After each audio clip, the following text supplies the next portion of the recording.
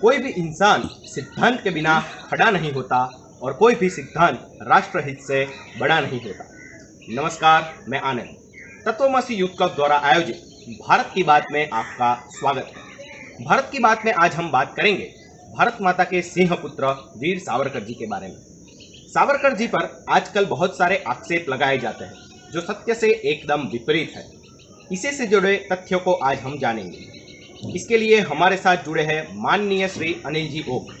अनिल जी ने अपना अभ्यास पूर्ण करके बैंक में नौकरी की और बैंक नौकरी से इस्तीफा देकर अपना संपूर्ण जीवन राष्ट्र को समर्पित किया है। तो आइए अनिल जी से जानते हैं भारत की बात। नमस्कार। आज वीर सावरकर के बारे में अपने विचार व्यक्त करने के लिए मुझे कहा है। वास्तव में सावरकर के बारे में बहुत प्रकार की आजकल भ्रांतियां फैलाई जा रही है। सावरकर कौन थे, कैसे थे, इसके बारे में अनेक प्रकार के राजनीतिक लोग जो उनके राजनीतिक दृष्टि से विद्वेष रखते हैं वगैरह ऐसा कुछ है, तो सावरकर के बारे में अनेक प्रकार की गलत भ्रांतियां फैलाई जाती है। जैसे सावरकर गौ हत्या के समर्थक थे, या सावरकर भगोड़े थे, सावरकर माफी मांगकर बाहर आए थे, या इस प्रकार की अनेक प्रकार की बातें कही जाती है। तो आज के समय में सावरकर को समझना ये बहुत आवश्यक है। सावरकर की यदि हम जीवनी देखेंगे तो हम कल्पना नहीं कर सकते किस प्रकार का समर्पण किया है उस व्यक्ति ने। और बड़े व्यावहारिक रूप से सावरकर विचार किया करते थे। सावरकर गो हत्या के समर्थक थे ऐसा भी कहते हैं लोग, पर विचार कीजिए कि जो अखिल भारतीय हिंदू महासभा की जिसने स्थापना की हो, ऐसा व्यक्ति गो हत्या का समर्थक हो ही कैसे सकता है। लेकिन साथ में सावरकर जो पुराना इतिहास पढ़ते थे तो इस इतिहास के अंदर हमारे यहाँ अनेक उदाहरण ऐसे आते हैं कि जहाँ शत्रु जो है सामने गायों को सामने रखता है और बाद में पीछे से वार करता है, और बाद में हमारे यहाँ का हिंदू कोई व्यक्ति होगा, जो सैनिक होगा, तो वो सोचता है कि मैं कैसे तीर चलाऊं उनके ऊपर, इनको तीर मारने से तो गौ की हत्या होगी। अब सावरकर का ऐसे समय में स्पष्ट कहना रहता था कि इस समय यदि आपने 50 गायों को यदि मार भी दिया तो वो गौ हत्या का पाप आपको नहीं लगेगा, क्योंकि उसके पीछे शत्रु वार करने वाला है। और यदि हमने ये नहीं किया तो ये 50 गायें तो मारी ही जाएगी, कटेगी ही, लेकिन 5000 गायें और मारी जाएगी और हम फिर गुलाम हो जाएंगे, हम भी मार दिए जाएंगे। तो आखिरकार जब देश, राष्ट्र, समाज की जब चिंता होती है, व्यक्तिगत स्तर पे यदि मैं गौ की हत्या करता हूं तो निश्चित रूप से ये पाप है, लेकिन राष्ट्र के हित में यदि कुछ करना पड़ता है तो फिर वो वास्तव में धर्म ही कहलाता है। और ऐसे सावरकर बड़े स्पष्ट कल्पना वाले थे, इसलिए कहते थे कि ऐसे समय में यदि गाय की हत्या की जाए तो यह हत्या का पाप नहीं लगेगा, क्योंकि उस 50 गायों को मारकर हम यदि 5000 गाय बचाते हैं तो उसमें गलत कौन सी बात है। लेकिन इन बातों को देखकर सावरकर ने अपने भाषण में जब ये बात कही तो लोगों ने उड़ाना चालू कर दिया कि सावरकर तो गौ हत्या के समर्थक थे। एक दूसरी बात बताई जाती है कि सावरकर जो है भगोड़े थे, सावरकर माफी मांगकर बाहर आए थे। निश्चित रूप से सावरकर ने एक पत्र लिखा है सरकार को, और उसको आप माफीनामा कह लें या कुछ भी कह लें, लेकिन सावरकर जब जेल में गए, अंडमान की जेल के अंदर गए, और आजीवन 50 साल का कारावास था उनका, यानी 2 आजन्म कारावास, और वो एक के बाद एक चलने वाले, इस प्रकार पहला एक केस था। नहीं तो साधारणतः जब 2 या 3 केसेस के यदि कोई निकाल परिणाम आता है तो सारे केसेस एक साथ चलते हैं, सारी सजाएं एक साथ चलती है। लेकिन सावरकर को कहा था कि 2 आजन्म कारावास और एक के बाद एक, अर्थात 50 साल की सजा। और 50 साल की सजा उस अंडमान की जेल में काटना, जहां भयंकर अत्याचार होता है, अन्याय होता है, इतनी तीव्र शरीर को पीड़ा होती है और इतना कष्ट दिया जाता है कि वहां साधारणतः आदमी 6 महीने में ऐसे ही आत्महत्या कर लेता है या पागल होकर मर जाता है। ऐसे स्थान पर सावरकर विचार करते हैं कि आखिर अपने जीवन का उद्देश्य, लक्ष्य इसी प्रकार जेल में सड़ते हुए समाप्त हो जाना है क्या? यही है क्या? तो फिर स्वाभाविक रूप से उनको लगता है कि अंग्रेज क्या चाहता है कि मैं एक केवल लिख के दे दूं कि भविष्य में मैं इस प्रकार का कुछ नहीं करूंगा जिसके कारण अंग्रेज मुझे बाहर आने देगा। ठीक है, मैं सशस्त्र क्रांति में सक्रिय भाग नहीं ले सकता, लेकिन क्रांतिकारियों को उत्साह तो दे सकता हूं, क्रांतिकारियों का मनोवर्धन तो कर सकता हूं। और इस आधार पर सावरकर ने वो पत्र सरकार को लिखा और सावरकर जेल से छूटकर बाहर आए। तो उस समय भी लोगों ने सावरकर के, जो भी इस प्रकार के राजनीतिक प्रतिद्वंदी प्रकार के लोग थे, उन्होंने इस बात को उड़ाना चालू कर दिया कि देखिए सावरकर माफी मांगकर बाहर आए, सावरकर माफी मांगकर बाहर आए। वास्तव में सावरकर माफी मांगकर बाहर आए, लेकिन उसके पीछे की स्ट्रेटेजी कौन सी थी, इसको हमको समझना पड़ेगा। और इसको ठीक से नहीं समझने के कारण कई बार हम सामने वाले को उत्तर नहीं दे पाते। शिवाजी के बारे में भी कहते हैं कि शिवाजी ने माफी मांगी थी अफजल खान के साथ, और अफजल खान के सामने पूरे सरेंडर हो गए थे शिवाजी, लेकिन शिवाजी के बारे में ऐसा कोई कुछ नहीं कहता। क्यों नहीं कहते? क्योंकि सबको मालूम है कि बाद में शिवाजी ने अफजल खान को समाप्त किया। तो पहले अफजल खान के सामने माफी मांगना या सब प्रकार के उसके ऊपर सामने सरेंडर होना, तो इसको फिर माफी नहीं कहते। ये तो एक स्ट्रेटेजी का एक अंग बन गया, ये योजना का एक अंग बन जाता है। और इसी प्रकार सावरकर जी का यदि जीवन हम देखेंगे कि वो जब अंडमान जेल से बाहर आए उसके बाद उनका जीवन क्या था, ये बहुत कम लोगों को मालूम है। और इसलिए सावरकर जब जेल से छूटकर बाहर आए और उन्होंने सभाएं करना चालू कर दिया, और लगभग 2037-38 के आसपास की बात है जब सावरकर दूरदृष्टा थे, सावरकर दिखता था सावरकर को सब कुछ। तो सावरकर ने सोचा कि अब द्वितीय विश्व युद्ध लगभग प्रारंभ होने की स्थिति कगार पर था। तो ऐसे समय में, और अंग्रेजों की ऐसी स्थिति हो गई थी कि अंग्रेज बिना भारतीयों की सहायता के ये युद्ध जीत नहीं सकते, और इसलिए अंग्रेजों ने कहना चालू किया था कि हमको सेना में भर्ती आवश्यकता है सैनिकों की, तो भारतीय सैनिक हमारे यहाँ आए। तो सावरकर खुलेआम सभा में कहते थे कि अंग्रेजों की सेना में भर्ती हो जाओ। अब अंग्रेजों की सेना में भर्ती हो जाओ ये कहते से ही फिर से उस समय के जो भी राजनीतिक प्रतिद्वंदी थे उन्होंने फिर बोलना चालू कर दिया कि देखो ये सावरकर कैसे क्रांतिकारी है, ये तो अंग्रेजों को सहायता करने की बात कर रहा है, अंग्रेजों की सेना में भर्ती होने की बात कर रहा है। लेकिन इन मंदबुद्धि लोगों को इतनी बात समझ में नहीं आ रही थी कि सावरकर खुलेआम सभा में कहते थे कि हम जब क्रांति करते थे तो हमको शस्त्र चोरी छिपे ले जाना पड़ते थे, लेकिन आज यदि सरकार अंग्रेज आपको शस्त्र हाथ में देने के लिए तैयार है तो आप सेना में भर्ती होइए, शस्त्र हाथ में लीजिए, उसके बाद उसकी नाली किस तरफ घुमाना है वो बाद में तय करेंगे। इस प्रकार खुले शब्दों में सावरकर जब सभा में कहते थे, इसके बाद भी विरोध करने वालों को यह बात समझ में नहीं आ रही थी। और इसका परिणाम हमें कब दिखता है? तो जब विश्व युद्ध चालू हो जाता है, स्वाभाविक रूप से अंग्रेजों ने कांग्रेस और मुस्लिम लीग, उस समय दो बड़े संगठन थे, तो कांग्रेस और मुस्लिम लीग इन दोनों से कहा कि अभी आप हमारी सहायता कीजिए इस युद्ध में, और इसके बाद आप दोनों मिलकर जो चाहेंगे वो हम आपको दे देंगे, आजादी देना है तो आजादी भी दे देंगे। अब इस आधार पर स्वयं बापू महात्मा गांधी लगभग 10-12 बार मोहम्मद अली जिन्ना से मिलने के लिए गए कि अपन कुछ बात कर ले और कुछ बात सेटल कर ले कि अपने को इस युद्ध के बाद क्या चाहिए अपने को। लेकिन जिन्ना एक बार भी जिन्ना उतर के नीचे नहीं आया, वो गांधी जी से मिला ही नहीं। क्यों मिलूं मैं गांधी जी से? एक बार भी गांधी जी से जिन्ना मिला नहीं। इसके बाद सुभाष चंद्र बोस स्वयं जिन्ना से मिलने के लिए गए और उन्होंने पूछा, बोले मिस्टर जिन्ना तुम मिलते क्यों नहीं हो गांधी जी से?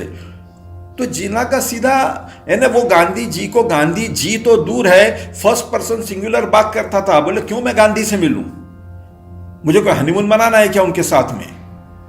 वो स्पष्ट रूप से कहता है कि गांधी की औकात क्या है। कांग्रेस के अंदर गांधी का कोई स्थान नहीं है। बात करना है तो कांग्रेस और मुस्लिम लीग को बात करना है।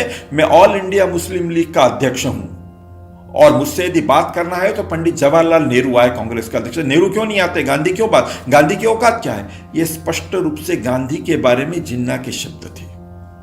तो सुभाष बाबू जिन्ना से बोलते हैं तो फिर अपन बात कर ले। तो जिन्ना बोलते हैं वैसे आपकी औकात क्या है मुझे मालूम है, आपको कांग्रेस ने वैसे ही लात दे के बाहर निकाला है, इसलिए आपने स्टेट लेवल की एक फॉरवर्ड ब्लॉक नाम से एक संस्था बनाई है, तो आप स्टेट लेवल के नेता हैं और मैं ऑल इंडिया नेता हूं, तो आपकी और मेरी वैसे बराबरी नहीं हो सकती। तो फिर सुभाष बाबू पूछते हैं कि फिर आप किससे बात कर सकते हैं? तो मोहम्मद अली जिन्ना स्वयं कहता है कि मेरे से बात करने वाले केवल दो ही व्यक्ति है, एक या तो कांग्रेस के अध्यक्ष पंडित जवाहरलाल नेहरू आकर मुझसे बात करें, या दूसरे है विनायक दामोदर सावरकर जो अखिल भारतीय हिंदू महासभा का अध्यक्ष है। वो सीना ठोक के कहता है कि मैं पहले हिंदू हूं और मैं सीना ठोक के कहता हूं मैं पहले मुसलमान हूं। यदि बात करना है तो बराबरी की बात हो सकती है, सावरकर मुझसे आकर बात कर सकते हैं। इस आधार पर सुभाष बाबू सावरकर से मिलने के लिए जाते हैं और सावरकर से कहते हैं कि जिन्ना से बात कर लीजिए। सावरकर मुस्कुराते हैं, बोले सुभाष बाबू पागल हो गए क्या? अरे वो जिन्ना है, जिन्ना, वो कोई छोटा मोटा खिलाड़ी नहीं है। वो तो चाहता ही है कि ऐसे कोई हिंदू लोग मेरे से आकर नाक रगड़े, मेरे से भीख मांगे आजादी की, और उसके बाद वहां पर वो पत्रकार फोटोग्राफर सब लाकर रखेगा। तो काय के लिए मिलने जाना है जिन्ना से जी? इन अंग्रेजों को तो अब यहां से द्वितीय रिश्वत देने के बाद भागने ही वाले हैं और इनको हम लात दे के बाहर भगा देंगे। आप चिंता क्यों करते हो सुभाष बाबू? आपके पास नेतृत्व है। आज जापान के अंदर कहीं मुसोलिनी है, कहीं हिटलर है, इनके पास सेना है लेकिन नेतृत्व नहीं है, और आपके पास नेतृत्व है लेकिन सेना नहीं है। आप जापान में जाइए, बात कीजिए वहां से सेना लीजिए और उस सेना लेकर आप आक्रमण कीजिए। अंदर से मैं अंग्रेजों को खोखला कर ही रहा हूं। इस आधार पर सुभाष बाबू जापान जाते हैं और जापान जाकर जापान की सरकार से बातचीत करते हैं। वहां की सेना मिलती है उनको, और जापान सरकार सुभाष बाबू को सेना लेकर, जो आजाद हिंद सेना जो हम जिसको कहते हैं, वो सेना लेकर सुभाष बाबू नॉर्थ ईस्ट की तरफ से आक्रमण करना चालू करते हैं। अब साथ में जापान सरकार ने क्या किया था कि हमारी सेना का सुभाष ठीक से उपयोग करता है कि नहीं, इसके लिए एक ऑब्जर्वर की नियुक्ति की थी। उस ऑब्जर्वर का नाम है ओहसावा। यह ऑब्जर्वर का काम इतना ही था कि हमारी सेना का ठीक से सुभाष बाबू उपयोग करते हैं कि नहीं, इस प्रकार देखना और उसका रिपोर्टिंग जो है जापान को करना, सरकार को करना। उसका काम लड़ना वगैरह कुछ नहीं था।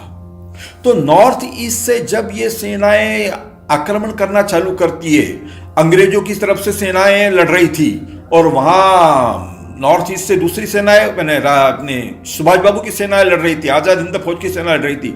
ऐसे एक 10-12 लड़ाई लड़ने के बाद एक स्थिति ऐसी आ गई एक स्थान पर कि लगभग 10-12 हजार अंग्रेजों के सैनिक सामने खड़े हैं और इधर सुभाष बाबू की सेना खड़ी है और दोनों में अब फायरिंग होने वाली है, अब युद्ध चालू होने वाला है। अचानक रास बिहारी बोस बीच में कूद पड़ते हैं और कहते हैं, बोले stop it, I am coming from Subhash Chandra Bose. Subhash Chandra Bose का नाम सुनते से ही ये जो अंग्रेजों की जो सेना थी, ये पूरी की पूरी 10-12 हजार की सेना पूरी की पूरी सुभाष बाबू के साथ मिल जाती है और अपने बंदूक की नाली घुमा लेती है अंग्रेजों के खिलाफ। तो वो ओहसावा जो ऑब्जर्वर था, वो लिखता है अपनी पुस्तक में, आप चाहे तो उस पुस्तक को गूगल के ऊपर देख सकते हैं, 2 ग्रेट इंडियंस इन जापान, ऐसा नाम है, 2 ग्रेट इंडियंस इन जापान। उस पुस्तक के अंदर पृष्ठ क्रमांक 48 के ऊपर यह लिखा हुआ है कि वो स्वयं लिखता है कि miracle was happen, shooting from both sides absolutely stopped and Savarkar's militarisation policy in the world war II begins to shake.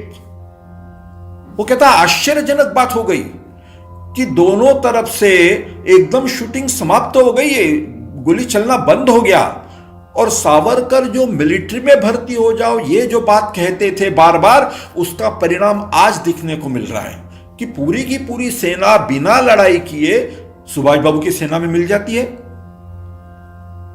अब ये कौन लिख रहा है? वो ओहसावा।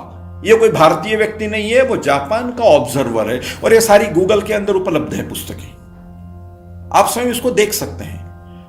तो इस आधार पर अब मान लो उसके बाद में सुभाष बाबू को यदि ये नहीं होता तो शायद 200 से ऊपर लड़ाइयां लड़नी पड़ती। वो सुभाष बाबू बहुत कम समय में लड़ाई में काफी आगे आ गए, लेकिन बाद में दुर्भाग्य से कुछ पासा पलटता है और जापान अपनी सेना को वहां से विड्रॉ कर लेता है, वापस बुला लेता है। और फिर सुभाष बाबू फिर से आते हैं सावरकर के पास और कहते हैं कि ऐसी ऐसी परिस्थिति हो गई, अब क्या करना चाहिए। सावरकर कहते हैं कि अब अपने हाथ में कुछ नहीं है, अब सेना को आदेश दे दीजिए कि जो जहां पर है वो वहां अपने स्तर पे लड़ाई लड़े और जहां अंग्रेज मिलेगा उसको समाप्त करें, जहां अंग्रेज मिलेगा उसको समाप्त करें।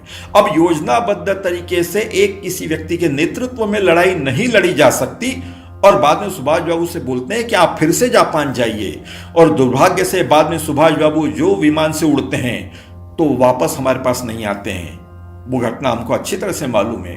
लेकिन ये सारी जो कुछ बातें हुई उसका 1947 के अंदर जब देश आजाद हुआ तो देश आजादी के साथ में जो लंदन इंग्लैंड का जो प्रधानमंत्री था एडमंड एटली, वो अपने आजादी दे भारत को आजाद करने के बाद वो अपने लंदन की लोकसभा पार्लियामेंट में ये भाषण देता है। उस भाषण में स्पष्ट कहता है कि we are transferring power to India due to the fact that Indian military is no longer loyal to Britain and we have no power to hold down the India. That is why we are transferring the power. यानी केवल दे दी हमें आजादी बिना खड़ग बिना ढाल, ये नहीं है। तो इसके साथ में वो कहता है कि ये केवल अहिंसक तरीके से लड़ी गई लड़ाई के लिए, उसका भी अपना एक योगदान निश्चित रूप से है, गांधी जी का अपना योगदान है स्वतंत्रता की इसमें। लेकिन साथ में वो कहते हैं कि ये भारतीय सेना जो है ये अब हमारे साथ में प्रामाणिक नहीं रही। इसका कारण क्या था? इसका कारण वही थे वीर सावरकर। वीर सावरकर यदि वो माफी मांगकर बाहर नहीं आते तो आज हमारे देश का चित्र कुछ और होता। और इसलिए हमको इसके ऊपर विचार करना चाहिए, और ये सारा पुस्तक में लिखा हुआ है। तो इसलिए इसमें कोई ऐसी बात नहीं है कि मैं अपने मन से कुछ कह रहा हूं। और ऐसे सावरकर के बारे में इस प्रकार की भ्रमभरी या अनर्गल बातें करना ये वास्तव में शोभा नहीं देता हमको। सावरकर जब जेल के अंदर थे, कल्पना कीजिए क्या चित्र होगा। सावरकर जेल के अंदर थे और जेल में उनकी सूचना आती है कि उनको अंडमान की जेल में स्थानांतरित किया जा रहा है। अंडमान की जेल के बारे में ऐसी प्रचीति है कि वहां पर कोई भी सैनिक, कोई भी कैदी 6 महीने से ज्यादा जीवित रहता ही नहीं। या तो वो पागल होकर आत्महत्या कर लेता है या फिर बीमारी से मर जाता है। यानी अंग्रेजों को यदि किसी को मौत की सजा देना है और बिना घोषणा के देना है तो वो उसको अंडमान की जेल में भेज देते थे। 6 महीने बाद ऐसे ही मर जाएगा वो। इतना घोर अत्याचार होता था, इतना कष्ट दिया जाता था वहां पर। तो ऐसे समय में सावरकर को सूचना आती है कि आपको अंडमान की जेल में स्थानांतरित किया जा रहा है। सावरकर समझ गए कि अपनी मृत्यु निश्चित है, लेकिन अब आदेश आया है, स्वीकार कर लिया। कल्पना कीजिए, दूसरे दिन जाने की तैयारी होने वाली है, प्रारंभ होने वाला जाने की प्रक्रिया। एक दिन पहले सावरकर को सूचना आती है आपसे कोई मिलने आया है। सावरकर कहते हैं कि मेरे से कौन मिलने आया है भाई? यानी क्या ऐसी किसकी मौत उसको बुला रही है कि मेरे जैसे व्यक्ति से मिलने के लिए आया है? लेकिन सूचना मिलती है कि आपकी पत्नी आपसे मिलने आई है। पत्नी का नाम सुनते से ही सावरकर चौंक जाते हैं। सोचते हैं कि जब से विवाह हुआ है तब से या तो जेल में है या फरार है, पत्नी के साथ कभी रहने का मौका नहीं मिला, और अब अंडमान जा रहा हूं तो मृत्यु निश्चित है। ऐसे समय में पत्नी मुझसे मिलने के लिए आ गई, वो मेरे से कौन कौन से प्रश्न करेगी। भले ही मुंह से न बोल पाए लेकिन आंखों ही आंखों में मेरे से अनेक प्रकार के प्रश्न और उसके उत्तर पूछेगी कि क्यों मुझसे विवाह किया, यही यदि करना था तो मेरा जीवन क्यों खराब किया। मैं क्या उत्तर दूंगा उस पत्नी को? यानी सावरकर का स्वयं का पुत्र एक था, उस पुत्र की जब मृत्यु हो जाती है तो उस समय सावरकर लंदन के अंदर थे और मृत्यु का समाचार की जो चिट्ठी सावरकर के हाथ में आती है तो सावरकर लंदन के एक समुद्र के किनारे घूम रहे थे, हाथ में वो चिट्ठी थी। पुत्र के अंतिम संस्कार के लिए भी वो सावरकर पहुंच नहीं पाए। ऐसा सावरकर देशद्रोही हो सकता है? और ऐसे सावरकर जेल के अंदर और अंडमान जाने की स्थिति आ रही है, ऐसे में पत्नी सामने आ जाती है। क्या क्या बातचीत हुई होगी पत्नी और सावरकर में। कल्पना कीजिए, मैं उसका वर्णन करता हूं, आप आंखें बंद करके अपने सामने, आंखों के सामने चित्र लाइए, कैसा चित्र होगा वो। एक तरफ सावरकर खड़े हैं, एक तरफ उनकी पत्नी खड़ी है, बीच में जेल की जाली है। पति को कैदी के वेश में देखा, हाथ पैरों में बेड़ियां हैं, गले में लॉकेट टंगा हुआ है, उस पर लिखा है सजा प्रारंभ होने की तारीख 14 दिसंबर 1910,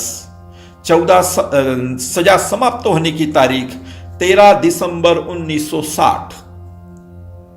यानी 1 साल, 2 साल, 5 साल की सजा नहीं, 50 साल की सजा। और अब ये अंडमान जा रहे हैं। अंडमान जा रहे हैं, इसका मतलब इनकी अब मृत्यु निश्चित है। 6 महीने के बाद में यह सरकार मुझे कहेगी कि आपके हस्बैंड की बॉडी ले जाइए। विचार कीजिए उस पत्नी के मन में क्या तूफान उठ रहा होगा, जो अपने पति को आज अपने पैरों पर जिंदा खड़ा हुआ देख रही है। 6 महीने बाद यही पति बॉडी बनकर मेरे सामने आ जाएंगे। वो पत्नी रोने लगती है। पत्नी को रोता हुआ देखकर सावरकर के मन में बड़े प्रश्न उठने लगते हैं कि अब पत्नी को क्या उत्तर दूं। रोने रोने में ही पत्नी ने बहुत सारे प्रश्न पूछ लिए, लेकिन सावरकर बड़े शांत स्वर में अपनी पत्नी से कहते हैं। सावरकर अपनी पत्नी को माई के नाम से पुकारते थे। सावरकर कहते हैं, माई, पहचाना मुझे माई? माई मैं वो ही हूं जिसके साथ तुमने अग्नि के 7 फेरे लिए थे माई। हमने जन्म जन्मांतर तक रहने की कसम खाई थी माई, लेकिन क्षमा करना माई, मैं तुम्हारी कोई इच्छा पूरी नहीं कर पाया माई। रो मत माई। मैं जब नासिक के अंदर था तो गोदावरी नदी का मंत्रोच्चार के साथ कैसे स्नान किया जाता है इसका मैंने अनुभव लिया है माई। और मैं जब लंदन में था तो टब बाथ कैसे लिया जाता है इसका भी मैंने अनुभव लिया है। और अब ईश्वर की ऐसी योजना है कि अंडमानिश बात कैसे लिया जाए, इसको मैंने देखना चाहिए। इसलिए मैं जा रहा हूं माई, अंडमान इसलिए जा रहा हूं, इस ईश्वर की योजना से जा रहा हूं माई। रो मत माई। प्रकृति का नियम याद करके देखो माई कि असंख्य दाने यदि प्राप्त करना हो तो कुछ दानों को अपना अस्तित्व समाप्त करना पड़ता है ना माई। मैं वही तो कर रहा हूं माई, मैं कुछ गलत तो नहीं कर रहा। एक पति अपने पत्नी से कह रहा है कि मैं अपना अस्तित्व समाप्त कर रहा हूं। सावरकर कहते हैं कि 4 लकड़ियां इकट्ठी करके 4 दीवारें बनाई जाए और उसमें बच्चों की भीड़ बढ़ाई जाए, इसी को यदि गृहस्थी कहना है तो ऐसी गृहस्थी तो पशु पक्षी चिड़िया कौवे सब करते हैं माई। लेकिन भगवान ने हमको इससे बहुत बड़ी गृहस्थी करने का मौका दिया है माई, मौका दिया है, उसका एहसान मानो माई। रो मत। आने वाले स्वतंत्र भारत के लाखों घरों में यदि सोने का चूल्हा जलना चाहिए, ऐसा यदि प्रामाणिकता से तुमको लगता है तो कुछ लोगों को अपना चूल्हा अपने हाथ से फोड़ना पड़ता है न माई। बस मैं वही कर रहा हूं माई, वही कर रहा हूं। क्षमा करना मुझे। मेरे साथ रहने के लिए तो देशभक्ति थी, लेकिन तुमको विरह के अलावा मैंने कुछ नहीं दिया माई, कुछ नहीं दिया। अब तुम क्या भगवान से प्रार्थना करोगी कि 7 जन्म तक यही पति चाहिए? 7 जन्म का दुख मैंने तुम्हें एक ही जन्म में दे दिया माई, एक ही जन्म में दे दिया। क्षमा करना मुझे। तुरंत पत्नी नीचे बैठती है, सावरकर के पैर छूती है और कहती है, आप चिंता मत कीजिए। आप यदि सत्यवान के कुल में पैदा हुए हो तो मैं भी सावित्री जैसी तपस्या रखती हूं। यमराज के डाढ़ में से खींच के निकालने की ताकत है मेरे में। 4 दीवारों की गृहस्थी करने वाले मैंने लाखों देखे हैं, लेकिन लाखों घरों की गृहस्थी अच्छी होना चाहिए, इसलिए अपनी गृहस्थी को अपने हाथ से आग लगा देने वाला पुरुषोत्तम भगवान ने मुझे पति के रूप में दिया है। मैं क्यों बुरा मानूंगी? बस ये चरण देख रही हूं, छू रही हूं, जिससे अगले जन्म ये चरण चूकना नहीं चाहिए। ये सारा संवाद ये कोई नाटक के लिए या किसी पुस्तक के लिए लिखा हुआ नहीं है, तो पिछली शताब्दी का प्रत्यक्ष इस राष्ट्र के लिए, समाज के लिए अपना संपूर्ण जीवन दांव पे लगाने वाले पति पत्नी के बीच का यह संवाद है। और ऐसा नहीं है कि अब 70-80 साल की उम्र हो गई और अब मोक्ष की बात करते हैं। बोलने वाले की उम्र है 27-28 साल, सुनने वाले साध्वी की उम्र है 21-22 साल। एक तरफ जीवन है, एक तरफ मृत्यु है, और इसके बीच में यह पति पत्नी का संवाद है। अब इस प्रकार का इस सावरकर का है अपना जीवन, तो वो कैसे इस प्रकार का देशद्रोही हो सकता है, कैसे भगोड़ा हो सकता है। लेकिन दुर्भाग्य से इस सावरकर का इतिहास नहीं मालूम होने के कारण ये सारे भ्रम फैलाए जा रहे हैं। इसलिए हम सबने इस बात पर विचार करना चाहिए, सावरकर का संपूर्ण जीवन पढ़ना चाहिए, तो एक प्रकार की चेतना, एक प्रकार का उत्साह मन के अंदर आएगा, और इस देश के लिए, इस राष्ट्र के लिए हम क्या क्या कर सकते हैं। 1966 के अंदर, जब 64 के अंदर, 66 के अंदर शायद सावरकर की जब मृत्यु हुई, तब सावरकर ये कहते थे कि मैं, जो मेरे मुंह से निकलता है वो सत्य होता जाता है, ऐसा क्यों हो रहा है। सावरकर ने कहा था 1900 जब उनको सजा हुई थी 50 साल की 2 आजन्म कारावास की, तब उन्होंने उसी समय उसको कह दिया था जज को कि तुम्हारी सरकार भी चलने वाली है क्या 50 साल। और बाद में 1910 से लेकर 1947 में देश आजाद हो गया, सरकार नहीं चली। गांधी जी ने क्विट इंडिया चालू किया था, उसको देखकर सावरकर ने कह दिया था कि यह स्प्लिट इंडिया होने वाला है, और आखिरकार देश का विभाजन हो जाता है। शास्त्री जी के बारे में सावरकर जी ने, शास्त्री जब 1965 का युद्ध हम जीते, और जीतने के बाद जब ताशकंद समझौते के लिए शास्त्री को बुलाया जाने लगा, तो सावरकर ने लगातार 3 पत्र शास्त्री जी को लिखे हैं कि आप जीते हुए सेनापति है, आप क्यों जा रहे हैं वहां पर, जो हारा हुआ होगा वो आएगा आपके यहां पे और समझौता करेगा। लेकिन शास्त्री जी नहीं माने। सावरकर कह रहे थे कि यदि आपके साथ धोखा होने वाला है आप मत जाइए वहां पर, लेकिन आखिरकार शास्त्री जी नहीं माने और 4 कंधों पर वापस आए। 1966 के अंदर सावरकर ये कहकर बड़े व्यथित हो रहे थे कि मेरे मुंह से जो भी निकलता है वो सत्य होता है, ऐसा क्यों होता है। तो वास्तव में बोले, मुझे जो दिखता है वही मैं बोलता हूं, और जो बोलता है वही वो होता है। और सावरकर साथ में कहते हैं कि यदि यह सत्य है कि मेरे को मैं जो बोलता हूं वो सही होता है, तो अंतिम दिनों में मुझे और कुछ कहना है अभी। वो कहते हैं कि आने वाली शताब्दी ये भारतीय शताब्दी होने वाली है, संपूर्ण विश्व का मार्गदर्शन करने का काम ये भारत करने वाला है। भारत माता फिर से अपने 7 घोड़ों के रथ पर सवार होकर संपूर्ण विश्व का मार्गदर्शन करेगी। यदि ये सत्य हुआ तो सावरकर को दृष्टा कहना, और यदि गलत हुआ तो सावरकर को पागल कहना। अब सावरकर को पागल थे या दृष्टा थे, यह सिद्ध करने का काम हमारा है। और इसलिए हम आज देख रहे हैं, आज 20वीं शताब्दी के अंदर हम देख रहे हैं कि भारत का भविष्य कैसा होने वाला है। अब दिखने लगे, उसके लक्षण सारे दिखने लगे। जो सावरकर दूरदृष्टा थे, वो जो बात बोल के गए वो प्रत्यक्ष आज हमें होती हुई दिख रही है। संपूर्ण विश्व का आज मार्गदर्शन करने की स्थिति में आज भारत चला आ रहा है, और इसलिए सावरकर आज उतने ही प्रासंगिक थे। प्रत्येक कार्यकर्ता ने इसको पढ़ना चाहिए, सावरकर समग्र पढ़ना चाहिए, और उसके अनुसार हम अपना जीवन व्यतीत करें। और भगवान से यही प्रार्थना करता हूं कि इस प्रकार का जीवन व्यतीत करने के लिए हमें प्रेरणा दे, हमें आशीर्वाद दे। इसी प्रकार का निवेदन करता हुआ मैं अपनी बात को समाप्त करता हूं।